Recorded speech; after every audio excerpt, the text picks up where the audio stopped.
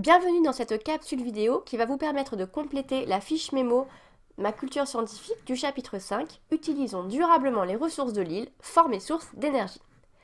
Alors, dans cette vidéo, vous allez voir apparaître deux logos. Un logo avec une oreille qui signifie qu'il faut écouter et un logo avec le crayon et le papier qui signifie qu'à ce moment-là, vous pouvez prendre des notes et compléter votre fiche mémo. Voici donc la fiche que vous allez devoir compléter. Donc ça, ce sont les étiquettes que vous allez devoir coller sur les cases à remplir, qui contiennent du coup les questions auxquelles vous devez être capable de répondre à la fin du chapitre. Donc on va parler d'abord des sources d'énergie, et on va répondre aux questions suivantes. Pourquoi l'homme a-t-il besoin d'énergie? Quelles sont les différentes sources d'énergie disponibles sur Terre? Certaines de ces ressources sont renouvelables, la définition et des exemples, et certaines de ces ressources sont non renouvelables, définition et exemples. On va commencer par pourquoi l'homme a-t-il besoin d'énergie? Donc dans cette partie-là, dans la case qu'il faut compléter, on va donc y mettre ce qu'on a appris au cours de la première activité, à savoir les besoins que l'homme peut avoir qui nécessitent d'utiliser de l'énergie. Alors l'homme a besoin d'énergie pour se chauffer, s'éclairer, se déplacer, communiquer, produire. Voilà, par exemple 5 besoins qui nécessitent pour l'homme d'aller chercher des sources d'énergie pour y répondre, pour pouvoir se chauffer, s'éclairer, se déplacer, communiquer et produire. Vous pouvez maintenant noter ceci dans la case. Mettez pause si vous avez besoin et on se retrouve juste après. On va maintenant pouvoir compléter la deuxième case qui nous dit mais quelles sont les différentes sources d'énergie disponibles sur Terre? Donc on a pu étudier ces différentes sources d'énergie lors de la première séance en voyant quelles sont les différentes sources que l'homme a utilisées de la préhistoire jusqu'à nos jours et qu'est-ce qu'il va utiliser dans le futur. Donc on a vu que l'homme pouvait utiliser le soleil, le vent, les ressources fossiles, notamment depuis la révolution industrielle, le gaz, le pétrole, le charbon.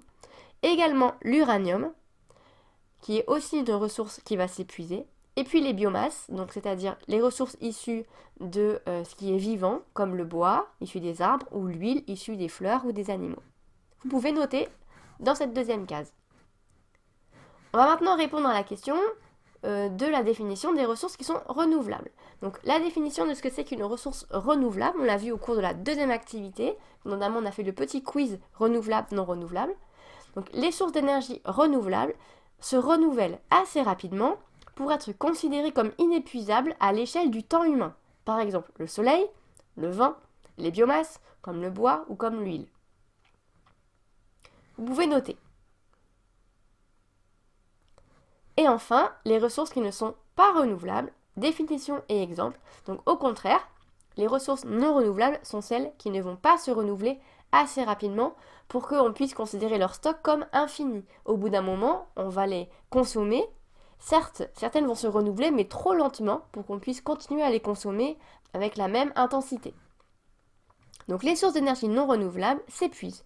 Les quantités disponibles sont limitées. C'est le cas du pétrole, mais aussi du gaz, du charbon et de l'uranium. Vous pouvez noter cette dernière case.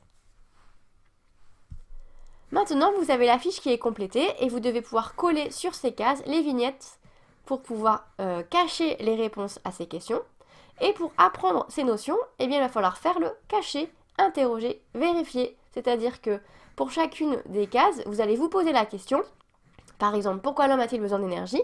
Prenez votre crayon, votre cahier de brouillon, vous notez les 5 verbes dont vous vous souvenez, qui correspondent à la réponse à cette question, et puis vous vérifiez en soulevant la vignette pour vérifier que ce sont bien les 5 verbes que vous deviez trouver. Cachez, interrogez, vérifiez la bonne méthode pour mémoriser. Bon travail les 6e et à la prochaine séance.